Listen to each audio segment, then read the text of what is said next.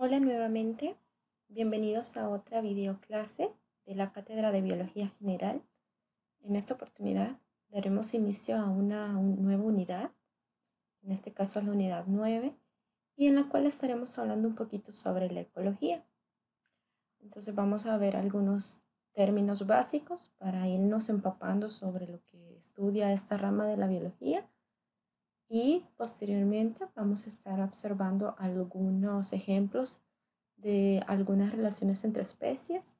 Y finalmente vamos a estar hablando sobre algunos problemas ambientales que nos han afectado a nosotros los seres humanos desde hace mucho tiempo, en la escala temporal, hablando históricamente, pero también que se vuelven problemas que en la actualidad están afectándonos directamente de alguna u otra manera. Entonces, para comenzar, voy a mencionar algunos objetivos de esta unidad, como por ejemplo, identificar los conceptos de ecología, ecosistema, nicho ecológico, hábitat y cadena alimenticia. También diferenciar los componentes bióticos y abióticos y establecer la interrelación que existe entre ellos para mantener el equilibrio ecológico. Asimismo, determinar algunas causas de deterioro de los ecosistemas en el país y conocer que la educación ambiental es un proceso que viene a facilitar y a buscar resolver estos problemas medioambientales con base al desarrollo de conocimientos y capacidades de las personas. Como ven, acá les pongo una imagen de lo que básicamente vamos a ver en esta unidad y a lo que queremos llegar. Una convivencia sana de nosotros con nuestro medio ambiente, integrando la naturaleza, los recursos y la urbanidad, o sea, ese lugar donde nosotros nos movemos, donde nosotros vivimos. Entonces vamos a comenzar por definir qué es la ecología. Y vamos a mencionar que esta es una rama de la ciencia. Como veíamos al inicio de este curso, la biología es una ciencia muy antigua que data desde los años en que Aristóteles estudiaba por primera vez algunos seres vivos y empezó a clasificarlos y a nombrarlos y poner algunos organismos como plantas y algunos organismos como animales. Y entonces hemos visto que a lo largo de la historia la biología ha integrado diferentes ramas, ha hecho algunas especializaciones, también se auxilia de ramas como la física, la química, la matemática, que son ciencias auxiliares. Pero una de las ramas de la biología más extensa y que a muchos biólogos nos llama muchísimo la atención es esta, la ecología. ¿Y cuál es el objeto de estudio de la ecología? Pues el objeto de estudio son las relaciones entre los seres vivos, entre estas seres vivos, entre las mismas especies y entre diferentes especies, pero las relaciones también entre todos los organismos vivos con su entorno natural. Entonces, aunque el objeto de estudio de esta rama de la biología parece ser bien sencillo, porque si lo resumimos sería nada más el estudio de los seres vivos y su relación con el entorno que los rodea, esto parece ser algo sencillo de entender, pero en realidad es más complejo de lo que nos podemos imaginar, puesto que estas relaciones vienen dadas en redes y vienen dadas en ciertos niveles, formando jerarquías y formando diferentes relaciones, tanto intraespecíficas y interespecíficas. Más adelante vamos a ver a qué nos referimos con esos términos. Decirles que la primera vez que se utilizó el término de ecología fue en 1869 y la primera persona que lo utilizó fue Ernest Haeckel. Este señor era un investigador alemán. Se había especializado en el área de zoología, que es la ciencia que estudia los animales. Y en este año, él definió por primera vez el término ecología como el estudio de la interdependencia y de la interacción entre los organismos vivos, en ese tiempo considerados como animales y plantas, y su ambiente, es decir, con todos aquellos factores abióticos que los rodeaban. Recordemos porque ya lo vimos en la unidad anterior, que actualmente nosotros estamos divididos en 6 reinos y 3 dominios. Entonces, cuando hablamos de seres vivos, no solo nos referimos a animales y plantas, sino que también tenemos protistas, tenemos hongos, tenemos bacterias y arqueobacterias. Pero en ese tiempo, pues era más fácil definir todo como animales y plantas. Otro de los grandes científicos que vino a contribuir mucho en las ciencias ecológicas fue Eugene Odum, quien en 1953 publicó por primera vez en la historia reciente un libro especializado en ecología que se llamaba Fundamentos de Ecología. Por lo tanto, se reconoce como a Odum como el fundador de la ecología contemporánea, como la ecología moderna. Y entonces estamos viendo que cuando hablamos de ecología, hablamos de dos factores, los factores bióticos y los factores abióticos. No me voy a detener mucho a explicar esto porque ya lo hemos visto desde el inicio del curso y creo que a estas alturas todos lo tenemos claro. Pero tengo aquí esta imagen que representa esto de una forma muy bonita. La relación entre los factores bióticos y abióticos la podemos ver en esta imagen tan simple que es de dos niños que están señalando algo en el agua. El factor biótico acá lo estoy viendo representado por ellos dos, quienes están representando la vida y quienes están siendo representantes del reino animal. Pero también en el fondo podemos observar estos pastos, que también se consideran como organismos vivos y que ellos están dentro del reino plantae. Pero, ¿sobre qué están parados estos niños y sobre qué están sostenidas estas plantas? Podemos apreciar entonces que el suelo también está jugando un papel determinante acá. El suelo es un factor abiótico que nos está proveyendo a nosotros de un lugar para poder movilizarnos y a estas plantas un lugar para poder crecer y adquirir nutrientes. Entonces estamos empezando a ver esa interacción entre un organismo vivo y un factor abiótico. Pero además, recordemos que los seres vivos y los humanos, por ejemplo, tenemos 3/4 partes de nuestro organismo constituido por agua. Es decir, que el 70% de nuestro cuerpo necesita del agua para poder realizar todas esas reacciones químicas que requieren estos procesos metabólicos para poder llevar a cabo todas las funciones. Entonces el agua se vuelve otro factor abiótico que está interviniendo en estas relaciones. Nosotros no somos el único que utilizamos el agua.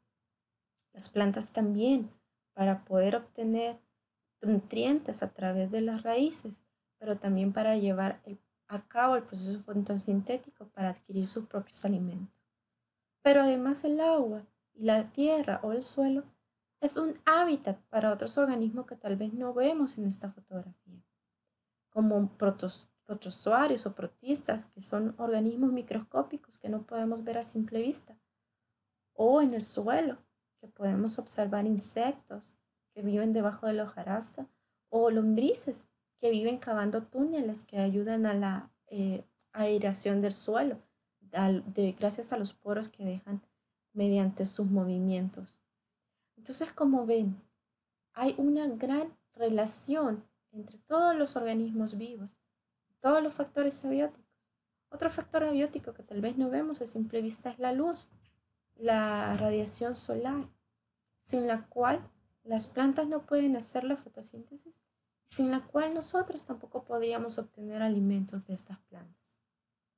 Y otro muy fundamental que nos afecta directamente y que no se puede apreciar acá es el oxígeno. El oxígeno que nosotros estamos respirando para llevar a cabo los procesos de respiración celular, que nos van a permitir obtener esa energía para poder hacer algo tan simple como señalar un cuerpo de agua. Entonces, cuando ustedes ven esta fotografía y la ven de manera superficial, solo dicen son dos niños viendo el agua. Pero cuando lo empezamos a analizar desde una perspectiva biológica y desde una perspectiva ecológica, estamos viendo que hay una serie de relaciones que están íntimamente relacionadas los unos con los otros. Entonces vamos a decir que la ecología viene de la mano de el factor biótico, que van a ser todos aquellos elementos orgánicos, todos aquellos individuos que poseen vida, toda aquella materia que tiene la característica de los seres vivos, pero también va a estar interesada en el estudio de aquellos componentes no bióticos que no presentan la característica de los seres vivos, pero que sí van a estar interviniendo y relacionándose con los seres vivos de manera directa o indirecta a través de procesos, de ciclajes de nutrientes, de fenómenos naturales, de procesos químicos o de reacciones químicas. Entonces, como ven, para mí la ecología es una de las ramas más bonitas que tiene la biología y ya siendo un poco más profunda, un poco más sentimental, cuando yo veo la ecología y cuando yo estudio la ecología, siento que es como un poema que tenemos todos los días, que vemos, pero que no le prestamos atención. Entonces, esto es lo bonito de esta rama, que estudia los seres vivos y cómo se interrelacionan con todos los elementos que los rodean, todos los elementos que están constituyendo su paisaje. Y entonces vemos que la ecología se estudia a niveles. Tenemos que se estudia a nivel de organismos, a nivel de poblaciones y a nivel de comunidades. Recordemos que el organismo está constituido por una serie, un conjunto de sistemas y órganos que van a constituir un individuo como tal. Entonces la ecología se puede ver desde el punto de vista de cómo un individuo se interrelaciona con todo lo que rodea. Por ejemplo, esta ave. ¿Cómo esta ave se interrelaciona con este árbol? ¿Qué le provee el árbol a esta ave? ¿Y qué busca esta ave en este árbol? Posiblemente digamos que puede estar buscando un insecto, entonces se está alimentando. O posiblemente digamos que el árbol le está proveyendo de refugio y el ave está aquí descansando un poco para volver a alzar el vuelo. O quizás está buscando, inspeccionando un lugar para poder hacer un nido. Entonces el árbol le está proveyendo a él un lugar, un refugio, una protección, un hábitat. Entonces vemos que todas estas relaciones lo estudia la ecología a nivel de organismos. Pero recordemos que dentro de los niveles de organización de la materia hay niveles superiores. Y entonces la ecología también se puede estudiar a través de las poblaciones. Recordemos que una población es un conjunto de individuos que pertenecen a la misma especie y que habitan o viven en un lugar geográfico determinado y que también cumplen con una función determinada. Entonces la ecología acá se puede estudiar a través de poblaciones y lo podemos ver como un ejemplo nosotros. La ecología estudia esta interacción que tenemos las personas con el medio ambiente que nos rodea, esa interacción tanto positiva como negativa, esas acciones que nosotros realizamos que pueden tanto como beneficiarnos como perjudicarnos. Si lo llevamos a un ámbito de otras especies, podemos estudiar las poblaciones de árboles de un bosque, saber cuánto crecen, en cuánto tiempo crecen, en cuánta es la cantidad de oxígeno que producen o cuánto es la cantidad de dióxido de carbono que consumen para poder producir su alimento. Si hablamos de nuestras especies, de nosotros mismos, la ecología estudia cuántas personas o cuántas especies nacen en un periodo de tiempo, cuántas especies mueren en un periodo de tiempo, cuántas especies se desplazan, migran o emigran de un lugar a otro. Entonces, todo esto se puede estudiar desde una población específica a través de la ecología. Yo puedo decir que de mi comunidad, tanto número de personas ha ido a Estados Unidos, tanto número de personas ha tenido hijos, entonces ha incrementado el nivel poblacional. Tanto número de personas en mi comunidad lamentablemente han fallecido, entonces esta población ha disminuido. O tanto número de personas tal vez ha regresado de otros países y han vuelto a nuestras comunidades. Entonces esas relaciones las estudiamos a través de la ecología desde el punto de vista poblacional. Pero seguimos y vemos a un nivel más amplio Y entonces empezamos a estudiar comunidades. Recordemos que en este caso una comunidad es un conjunto de organismos que pertenecen a diferentes especies y que cohabitan en un espacio geográfico determinado. Por ejemplo, acá yo veo que hay cebras, yo veo que hay una jirafa, al fondo veo que hay unos como ñúes. Y entonces puedo definir cómo estas especies que son distintas están compartiendo el espacio. ¿De qué se están alimentando? ¿Será que la jirafa se alimenta de lo mismo que la cebra? ¿Será que la cebra podría alcanzar un árbol como este? ¿Será que las cebras y el ñu están compitiendo por la misma zona de pasto? ¿Cómo ellos obtienen el agua? ¿Será que utilizan el mismo estanque?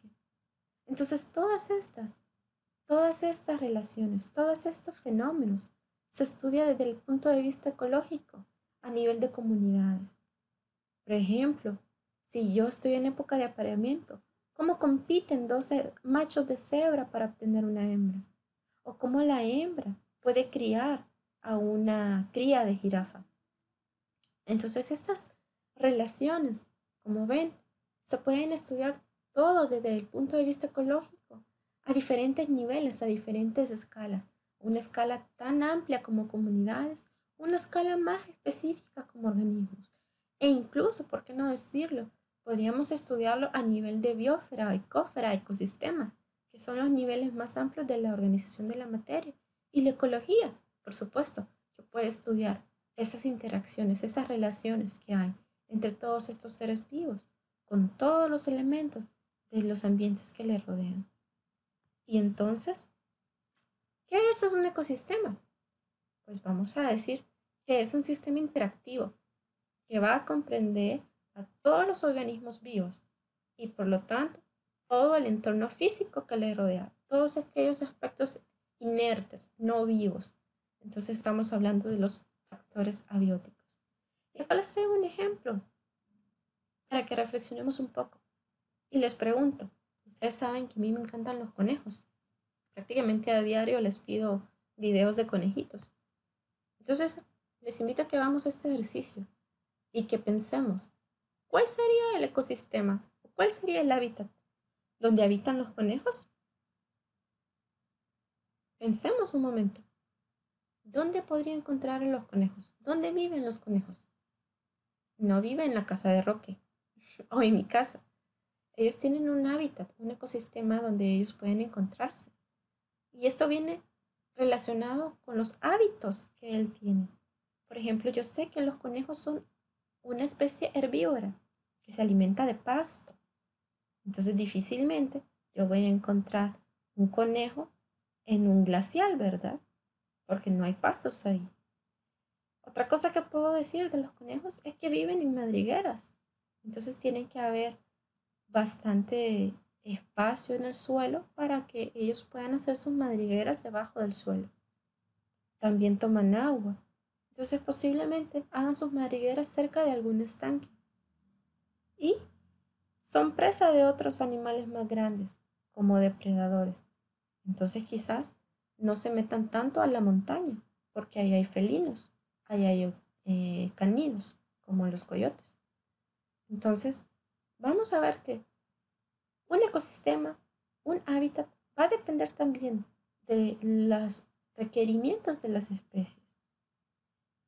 Y va a depender también de todos los aspectos físicos y factores bióticos, de todo el entorno que rodeen a estas especies. Y entonces así, vamos a ver que a grosso modo hay varios tipos de ecosistemas.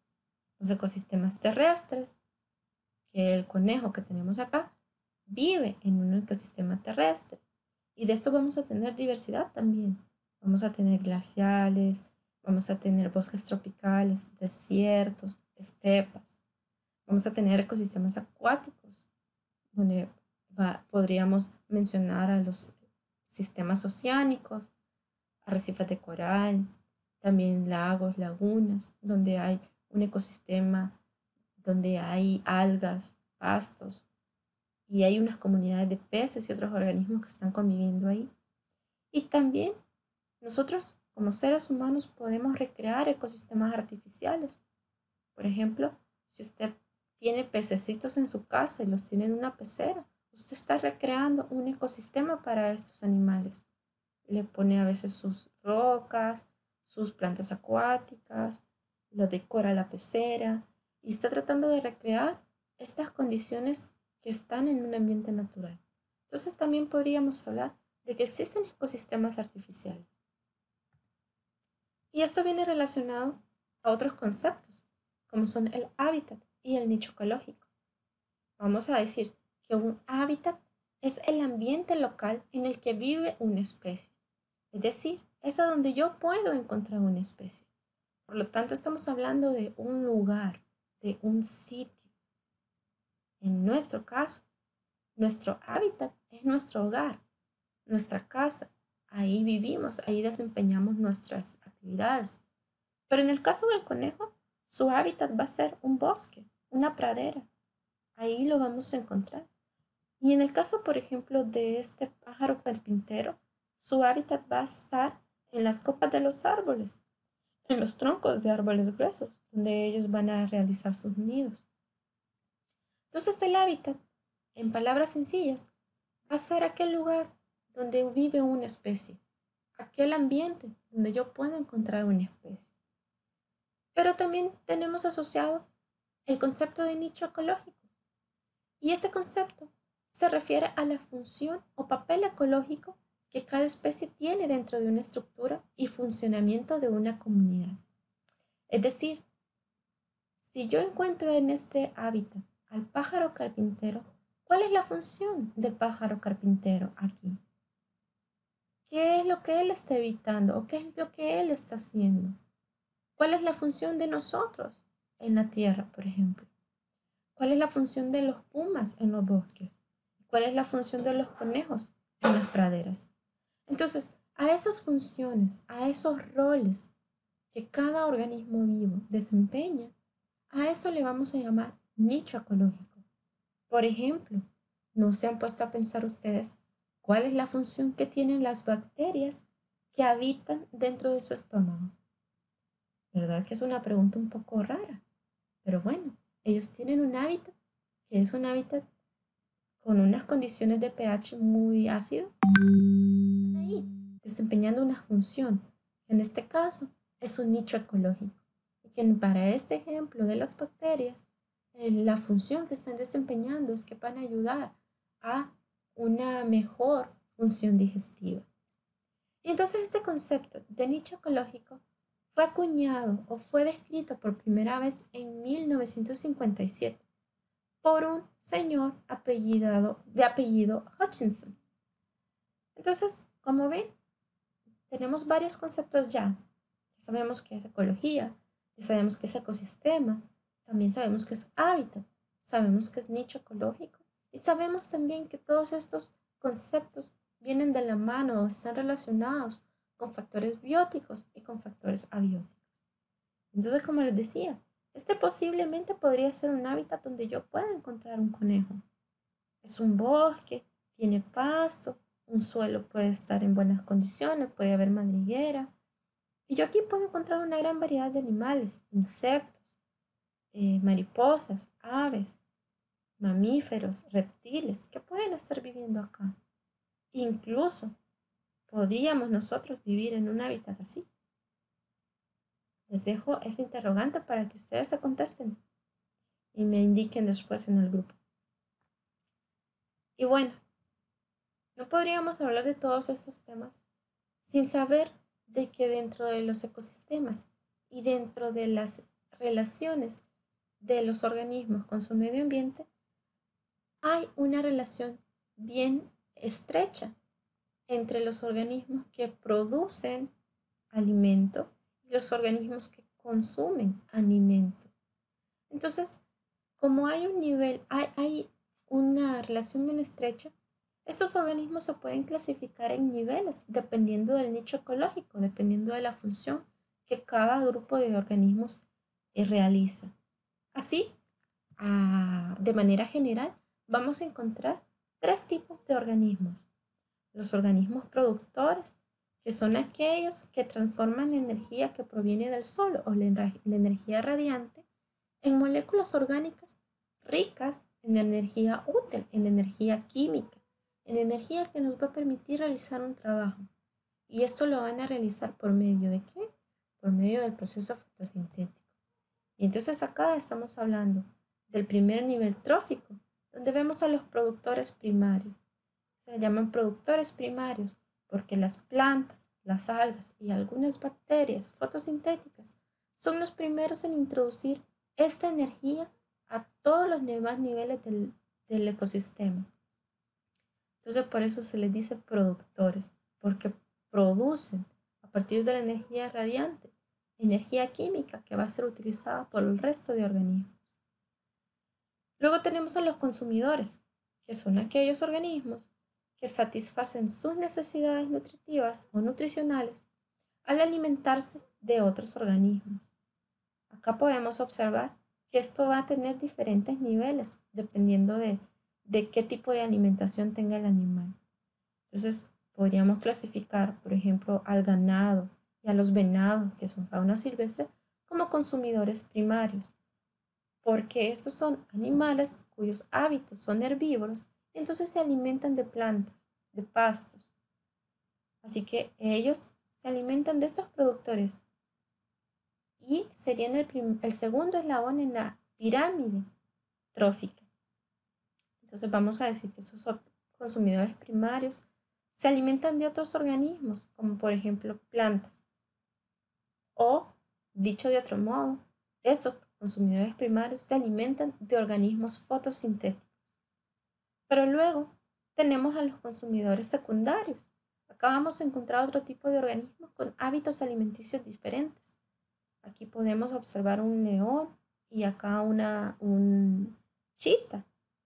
Y estos animales ya son animales carnívoros que van a alimentarse de estos animales herbívoros porque su principal hábito es que se alimentan de carne o de una combinación de carne con algunos vegetales y frutas. Entonces pueden ser carnívoros u omnívoros. Entonces son animales que se alimentan de animales herbívoros y también de plantas. También vamos a tener un cuarto nivel trófico, que en este caso son los animales carroñeros. Y podríamos decir que esto es un consumidor terciario. Los animales carroñeros tienen un papel, un nicho ecológico muy fundamental en los ecosistemas, puesto que ellos nos ayudan a degradar toda esta materia orgánica muerta. Ellos se alimentan de estos animales que fallecen, ya sea por enfermedad o ya sea por depredación, y ayudan a degradar todos estos materiales para que vuelvan a ser incorporados en la pirámide por estos productores primarios. Entonces ven, cada uno de los organismos que estamos viendo está relacionado con un nivel o con otro. Hay 4 niveles, pero esto no está escrito en piedra y no va a ser así siempre. Porque recuerden de que en la naturaleza las relaciones no son lineales, forman una red. Y entonces vamos a hablar de cadenas alimenticias y redes tróficas. Pero antes de pasar a eso, un último grupo de organismos lo vamos a encontrar en los descomponedores. Que así como hay animales carroñeros, como ven aquí los escarabajos, como ven aquí, uno de los que más conocemos acá en el país es a los sopes. Y hemos en alguna ocasión escuchado hablar del rey sope, que son animales que se alimentan de animales muertos. Pero también hay otros organismos como los hongos, los que conforman el reino fungi, que se categorizan o se clasifican como descomponedores, aquellos que obtienen su alimento a través de la absorción. En este caso, los hongos producen enzimas en su interior, los cuales liberan cuando tienen los organismos vegetales, cuando tienen organismos animales. Estas enzimas son liberadas para que estos sean previamente degradados para posteriormente estos hongos puedan absorberlos a través de sus hifas. Y también no solo los hongos lo pueden absorber, sino que los productores primarios. Entonces, como ven, tenemos los productores, los consumidores y los descomponedores que están formando niveles tróficos. nivel trófico 1, nivel trófico 2, nivel trófico 3 o nivel trófico 4, dependiendo de los hábitats de cada una de las especies. Cuando yo hablo de trófico, estoy hablando de un concepto que tiene que ver con las relaciones alimenticias, con los hábitos alimenticios de los organismos. Entonces es un término técnico. Y, como les decía, en el caso de los consumidores, vamos a encontrar organismos herbívoros que obtienen su energía directamente de plantas y organismos carnívoros que obtienen su energía al consumir otros organismos, ya sea organismos herbívoros o directamente plantas, porque acá pueden haber tanto organismos carnívoros estrictamente hablando, o sea que solo se alimentan de carne, como organismos omnívoros que se alimentan prácticamente de todos los tipos de alimentos. Y acá tenemos un ejemplo de lo que hemos estado mencionando. Los productores como helechos, como árboles, como musgos, algas, bacterias fotosintéticas que están incorporando la energía a todos los ecosistemas. Los consumidores, que pueden ser primarios, secundarios, terciarios, cuaternarios, dependiendo de qué tipo de alimento consumen.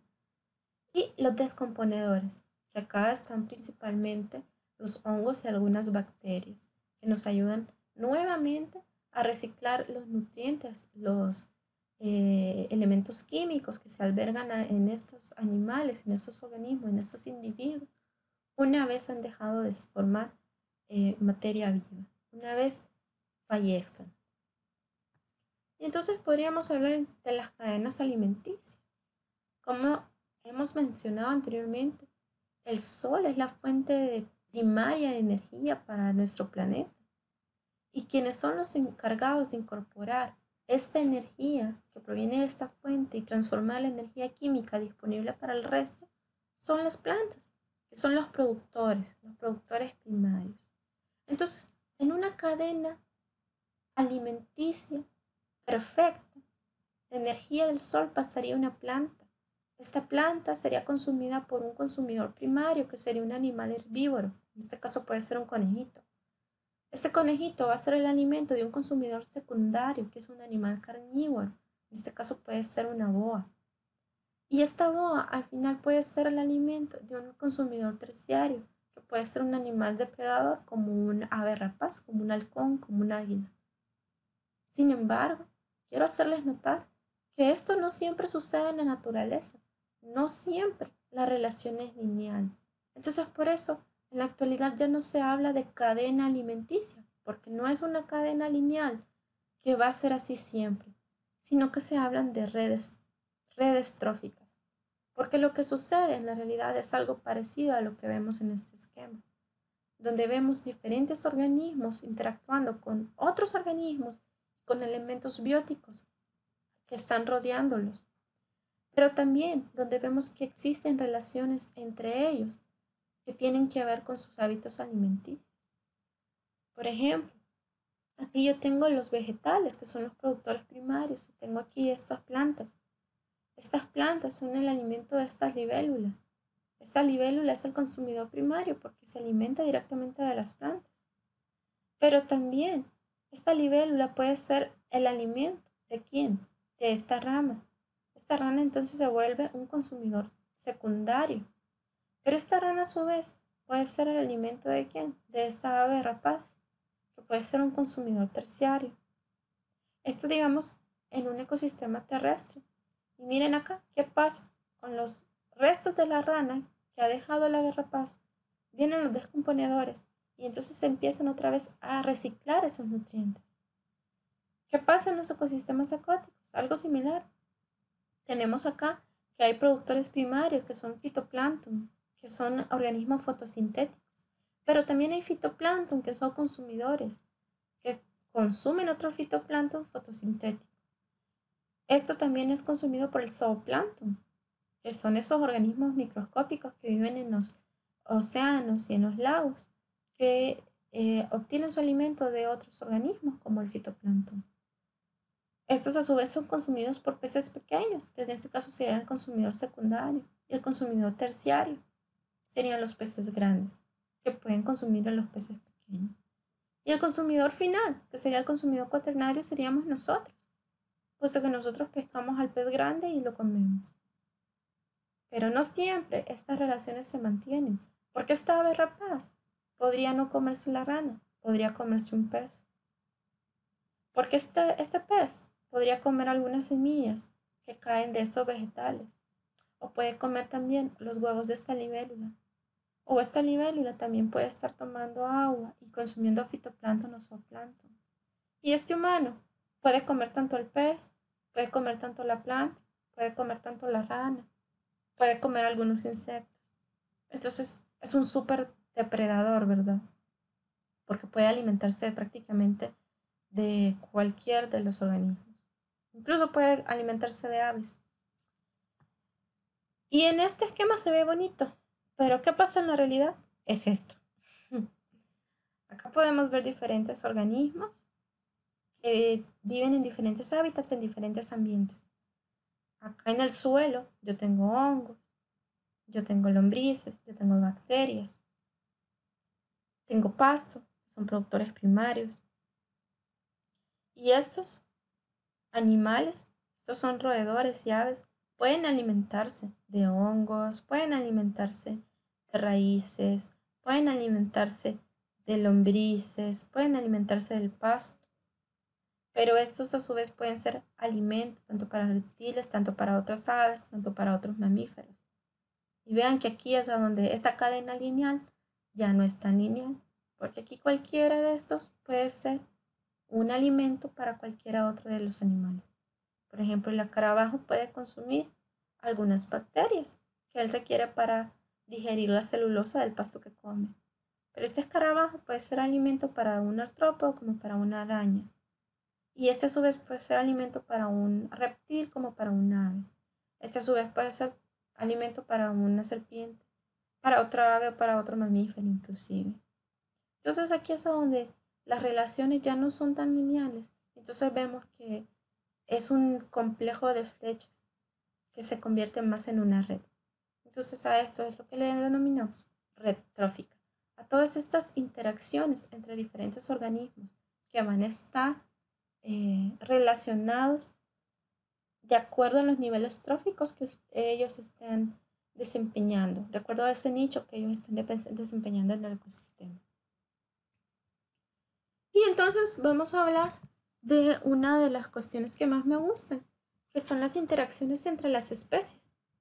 Voy a hacer unas definiciones y les voy a dar un par de ejemplos en esta clase. Y vamos a decir que las interacciones son relaciones que pueden ser de dos tipos. Pueden ser intraespecíficas o pueden ser interespecíficas. Las intraespecíficas las podemos observar acá con estos venados. Ocurren entre miembros que pertenecen a una misma especie. Una relación intraespecífica que se da en todas las especies del reino animal, especialmente entre mamíferos, y que es muy estrecha, es la relación entre una madre y su cría. Entonces son estas relaciones que se dan entre los miembros de la misma especie. Y las relaciones interespecíficas son aquellas relaciones que se dan entre organismos de diferentes especies. Como podemos observar acá en la fotografía, podemos apreciar una leona consumiendo un ñu. Entonces esta es una relación que está evidenciando una depredación, porque esta leona tiene que alimentarse y ha utilizado este ñu para poder obtener su alimento. Y entonces vamos a comenzar observando algunos ejemplos de las relaciones interespecíficas, ya que estas relaciones son individuales, que pueden tener unos organismos con organismos de otras especies, y también de la influencia que estas pueden tener sobre ellas. Estas relaciones interespecíficas se dan cuando una población interactúa con otras poblaciones de la misma o con ambas, lo cual va a modificar su capacidad de crecer y sobrevivir, como lo estamos observando en este ejemplo. Y como lo estamos observando en el ejemplo acá de la hormiga. Entonces, cuando hay una interacción interespecífica, hablo de un organismo perteneciente a una especie y su interacción con otro organismo perteneciente a otra especie, a otro grupo. Acá estamos viendo dos hormigas que están cooperando entre ambas para llevar este fruto a su hormiguero. Entonces vemos una interacción animal-planta. Aquí vemos una interacción animal-animal de una especie que está sobreviviendo, consumiendo a otra especie. Y estamos viendo una relación intraespecífica, una relación entre una madre y una cría. Entonces hay varios tipos de relaciones. Hay relaciones de competencia, de federación, mutualismo, comensalismo, amensalismo. Pero una de las cosas que tenemos que observar es que pueden haber beneficios, pueden haber perjuicios y puede haber neutralidad. Entonces pueden haber tantos efectos positivos para ambas especies, efectos negativos para ambas especies o para una, y efectos indiferentes, o sea que pueden ser neutros, que ni siquiera le beneficia, pero tampoco que le hace daño. Pero antes de ver los ejemplos, también hay que definir qué es una simbiosis. Vamos a decir que la simbiosis se refiere a una relación interespecífica. Estamos hablando de una relación entre dos organismos de diferentes especies. Esta relación puede ser prolongada y se refiere a que estas dos especies pueden vivir juntas en una asociación más o menos íntima. En algunos casos, esta asociación puede ser obligatoria o en algunos casos puede ser facultativa. Lo que esto último significa es que pueden o no vivir juntos.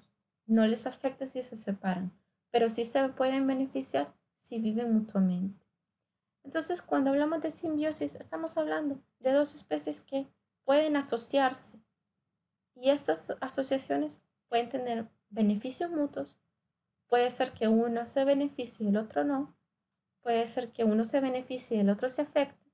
O puede ser de que uno se beneficie y el otro ni se beneficie ni se perjudique. Entonces vamos a encontrar acá la relación mutualista, amensalista, comensalismo y parasitismo. En esta clase vamos a hablar del mutualismo y del comensalismo.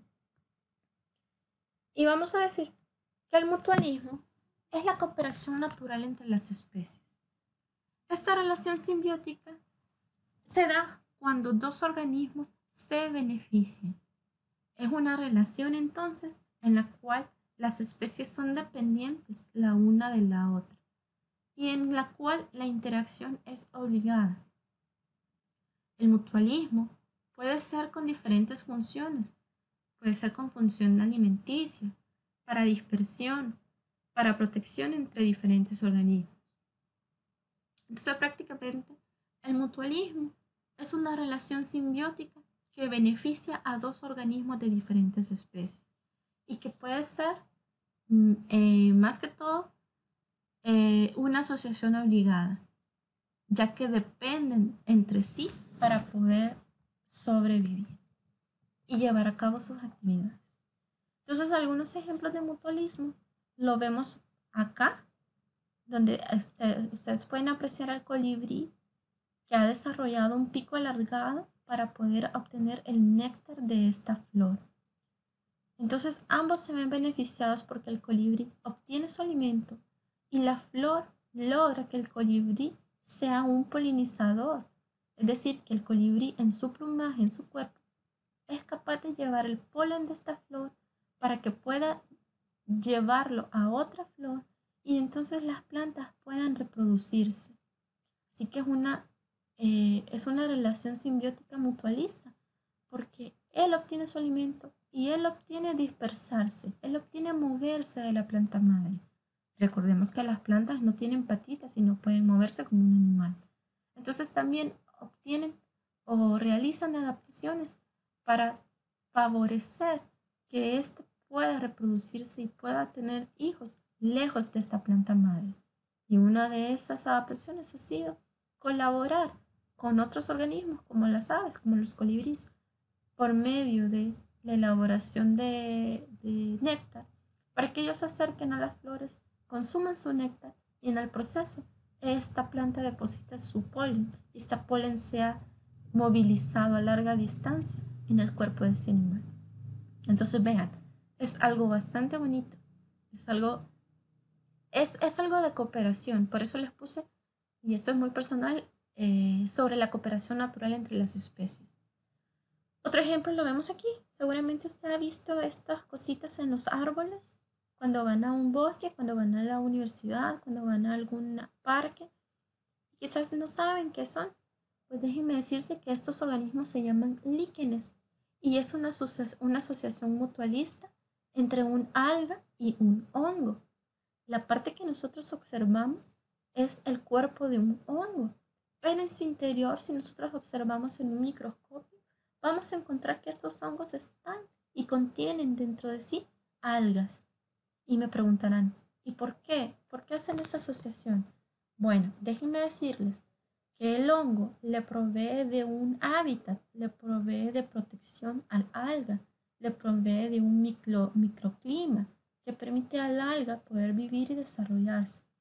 A cambio, el alga puede ser capaz de hacer que ciertas sustancias como el nitrógeno pueda fijarse en su organismo o puede retornar al ambiente y puede fijarse a través del hongo.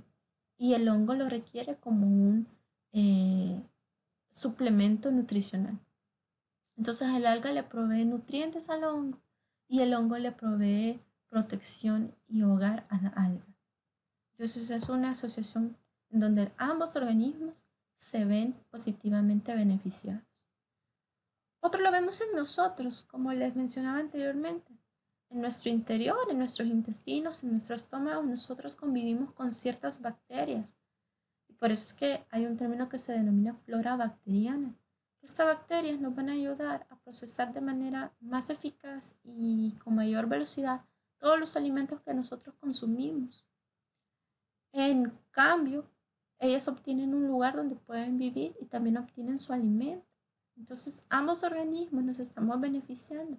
Ellos poseen un hábitat y alimento y nosotros también obtenemos nutrientes y degradamos los nutrientes contenidos en los enlaces químicos de los alimentos que consumimos debido a la acción de estos organismos en nuestro interior. Y otro ejemplo de mutualismo, y lo vemos en otro polinizador, son las abejas, que muchos hemos visto que qué sería nuestro mundo sin abejas. Prácticamente nos extinguiríamos.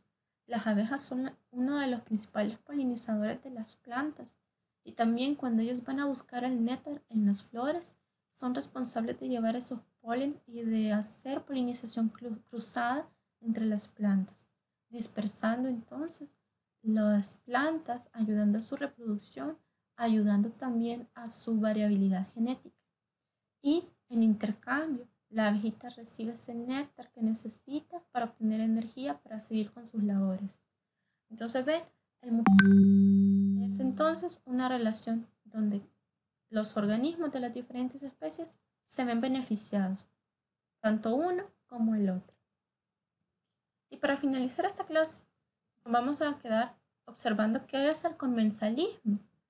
En este caso yo les puse que esta es una relación a la cual se da un beneficio sin daño. ¿Por qué? Porque es una relación simbiótica en la cual una especie se beneficia sin que la otra especie resulte significativamente afectada o prácticamente ni le beneficia, pero tampoco le hace daño.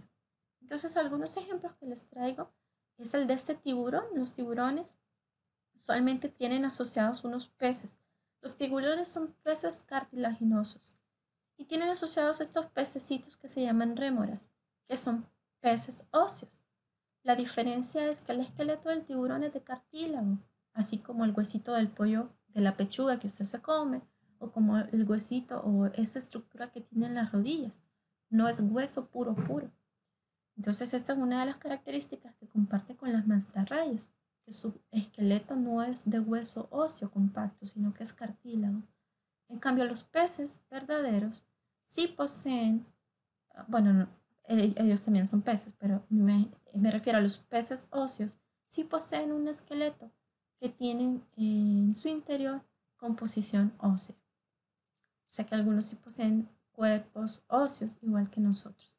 Y entonces, este es un pez que utiliza a este tiburón, se adhiere a la piel del tiburón a través de unas ventosas y se moviliza utilizando el tiburón. Obtiene en este tipo de relación la protección del tiburón porque es un gran depredador en los océanos, y también cuando el tiburón caza y obtiene sus presas, ellos pueden consumir pequeños fragmentos de la presa del tiburón que se van desprendiendo del cuerpo.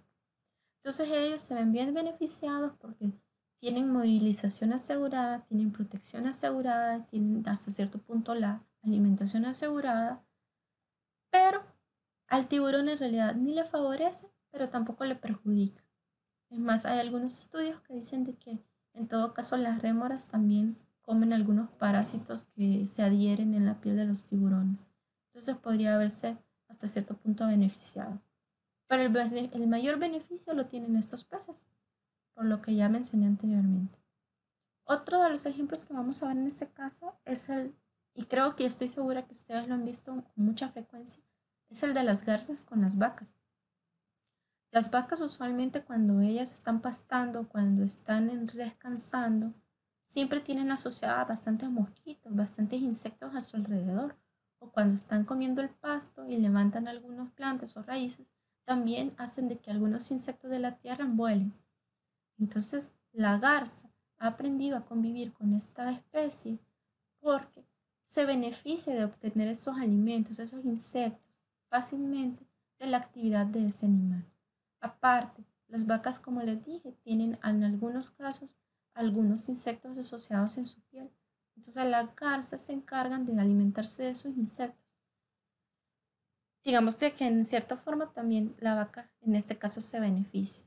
Pero el mayor beneficio es para la garza porque ella obtiene el alimento más fácilmente cuando la vaca realiza sus actividades diarias. Entonces la que se ve mayormente beneficiada es el ave. Y otro ejemplo de comensalismo lo vemos acá. Cuando las aves construyen los nidos en los árboles. El árbol le provee de refugio, le provee de hábitat, provee de protección, de un lugar para que el ave pueda poner sus huevitos, pueda calentar los huevos, pueda alimentar a sus crías una vez han eclosionado. Pero la planta en realidad no se ve beneficiada, pero tampoco se perjudica en el proceso. El nido no le hace nada a los tallos de las hojas, a los tallos de las plantas, pero ellos sí se ven bastante beneficiados por la protección que las hojas, por la protección que las ramas, por la protección de la copa del árbol que le brindan para poder protegerse de la inclemencia del tiempo, de la radiación solar y de posibles depredadores. Entonces ven, acá el mayor beneficiado sería entonces el ave. Por eso decimos que en el caso del comensalismo, la relación es positiva, principalmente para una especie, y para la otra ni perjudica, o sea, no hace daño, pero tampoco beneficia de manera directa.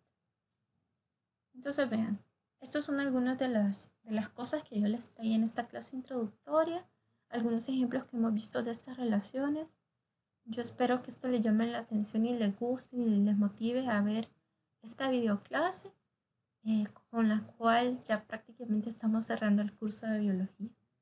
Para mí este es uno de los temas que más me gustan y espero haber transmitido estos conocimientos de la mejor manera a ustedes. Entonces, muchas gracias por su atención y si tienen dudas pues ya saben que pueden consultarme a través del grupo. Nos vemos en la siguiente videoclase.